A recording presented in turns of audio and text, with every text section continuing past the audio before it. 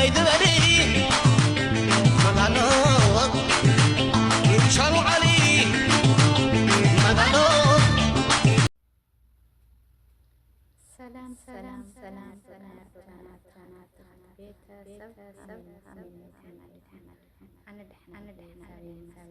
እንቅልፍ ይድፋሽ ችግር የለውም። ቢያንስ በእንቅልፍ አትሞችም። ግን ንስካፌ ጎጂ ነው።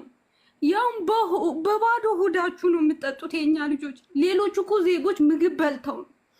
እባካችሁ እንደዚህ ተራ በተራ ነው የምንሄደው። እባካችሁ እባካችሁ ይህን ነገር አቁሙ። በቃ ስትነገሩ ስሙ። ብዙ ጊዜ ዶክተሮች ወጥተው ተናግረዋል። ከዚህ በፊት አበሻ ዶክተር ወጥቶ ተናግረዋል። እባካችሁ ንስካፌ አቁሙ። እዚህ ስትመጡ ስናያችሁ ጉበታችሁ እየተበላሸ ነው። ምክንያቱ ደግሞ ንስካፌ ትጠጣላችሁ በባዶ ሆድ። ምግብ የለም ምን የለም። ምግብ በልታችሁ ቢሆን እሰየው። ግን እንደዚህ ነው ይኸው የምንሆነው። እግዚአብሔር እሱ ይጠብቀን። ሌላ ምንም ልል አልችልምና ነፍሲ ማር እህቴ። ሰላም ሰላም ናይ አዱ ቀልአብ ቻናል ተኸታተልቲ ቤተሰብ አሚንኩም ለይ ደሕና ዲኹም? ኣነ ደሕና እየ እግዚአብሔር ይመስገን። ሃምታ ኣነ ሰላም ለለኽዎ ሰላም ክትኾኒ ብሓንቲ ምልእ ተስፋ እየ ብብለለኹምዎ ሰላምኩም ብዙሕ ትርፍ የለኒ እዞም ኣሕዋተይ ማሃረይ ቻናለይ ሓደሽቲ ዝኾንኩም ሳብስክራይብ ቤተሰብ ዝኾንኩም ለ ያው ኣምተለመደ ላይክ ሼር ላግበርኩም ማለት እዩ። በተለይ ዛ ቪዲዮ እዚ አኳ ሼር ተትብላ ይምረጽ። በተለይ አዳዓረብ ለና ኣሕዋተይ ማለት እዩ ለአና እያ ትጠቅም። ያው ሃምቲ ናይ መእተዊ ዝሰማዕናዮ ቪድዮ እዩ እና በይዛኸን ዘን ኣሕዋተይ ባዕልና ነብስና ንጠንቀቕ። ኖስካፌ ጥራሕ ካብ ድኽን ኤትስተያ ሰመይክና ኣይክን ሁላ ነገር ኣኳ ሕፅረ ቢላ ኣብዚ ክናገረሉ ደሊ ማለት እዩ። በቃ ብሓፂሩ ሲትረፍና ድሕር ከምዚ ኮነሲ ብጣዕሚ ከቢድ ዘን ኣሕዋተይ ብለይ ምፍላጥ ላሰተናዮ ልመፃና ይኣኽልና። ካብዚ ላብዚ ግን ጥንቃቐ ንግበር። ብጣዕሚ እዩ ከቢድ። ያው ከምቲ ትብልና ነሞ ዓይነት ጎደት ቆልዓ እያና መስለኒ ቀንዲ መልዕሊ ሕማም አለ ብኖስካፌ እዩ ተባሂሉ እና በይዛኸን ቅድሚ ናብ ሕማም ምብፃሕና ባዕልና ጥንቃቐ ንግበር። ዘን ኣሕዋተይ ማሕረይ ካብኡለ ምግቢ ብልዓ ኣነ ኩሉ ግዜ ይናገራ ገዛ ነገር እዚ ኣብ ስርጋ ድቃስ ክንትልዒል ክንኣፍን መስሳ ጥራሕ ካብ ድኽንስ ብጣዕሚ እዩ ከቢድ ዘን ኣሕዋተይ ማሕረይ እና በይዛኸን ባዕልኽን ነብስኽን ተጠንቀቓ። ካብ ምስ ሓመምካ ዘይደይ ገብሪ ነበርኩካ ምባል ምስ ጥዕና ካላሃለካ ነብስካ ምክንኻን እዩ ብልበልፅና ተጠንቀቓ ክለክን ይደሊ ዘን ኣሕዋተይ። በተለይ ዛ ቡና እዚኣ ብሓፂሩስ በቃ ተትተርፈና ተዘይኮይኑላ ምግቢ ምስ ወሰድና ምጥቃም ይሕሽ። እምበይ ከቢድ እዩ ዘን ኣሕዋተይ ማዕረይ። ናምዚ ልሰማዕኩ ነው ያው ዶክተራት ለተናጊሮም እዮም ትብለና ሓፍትና ኣለና። በይዛኽን ዓርስኽን ሓለዋ ዘን ኣሕዋተይ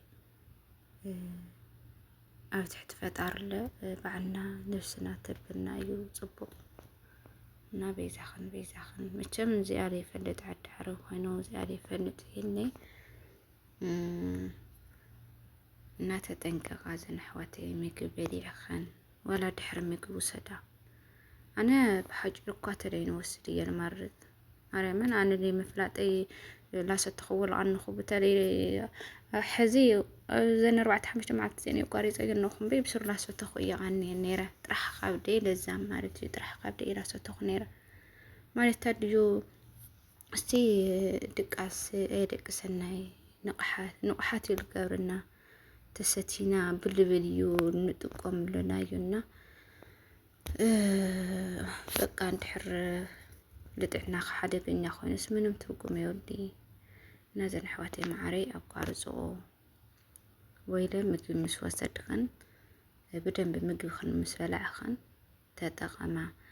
ኣነ እኳ ተለይ ትጥቀማ ተተቋርፆ እየ ልብል ማርያምን በቃ ሻሂ እኒኦ ሻሂ ምስታይ በቃ ሻሂ ክንስተያ እምበይ ድሕር ሓደገኛ ኮነ ዝነገር እዚ ተተተርፍ እየ ልብለክን ዘን ኣሕዋተይ ብብል ኣለኽንኦ እግዚኣብሔር ኣምላኽ ባዕሉ ይሓንየና ካብ ክፉእ ለበለ ኩሉ ይሰውረና ካብ ወፂእካ ምትራፍ ይምሓረና ዘን ኣሕዋተይ ማዕረይ እና ኣነ ማዓንቲ ጓል ክብል እየ መፅየና በይዛኸን ዘን ኣሕዋተይ ተጠንቀቓ በቃ ተጠንቀቓ ምግቢ ብልዓ ምግቢ ካኩሉ ምግቢ ብልዓ እዚ ፎቶዮ እዚ ሃምዚ ይኾነ ዳልኽን ነብስኽነ ተወፅኣ ማርያምን በተለይ ኣትን ሓደሽትን እኽን ኣሕዋተይ ሩዝ ፎቶ ገለል ትብላና እኽኒ ክንሓደ ሓደ ግን ምንም ኣማራጭ ስለሌለ ስደት ስለለኾነ ያው ኩሉ ነገር ምብላዕ እዩ ፅቡቅ እዩ ልብል ዘን ኣሕዋተይ ማዕረይ ደግኖ ክንኦ ብልዓ ቅድሚ ነብስኽን መወፃእኽን ምግብ ክንውሰዳ እዩ ልብለክን እና በቃ ተጠንቀቓ እዚኣ እየ ክደጋግመልኽን ዘን ኣሕዋተይ ደጋጊምክዮ ከይትላን እምበይ እዛ ነገር እዚኣ ግን ብስሩ ኣቋርፃ በይዛኽን በቃ ብሓፂሩ ይትረፍኽን ዘን ኣሕዋተይ ብልጥዕናኻ ሓደገኛ ተኾይኑ በቃ ምቁራፅ እዩ ኣማራጭ የለይ ካሊእ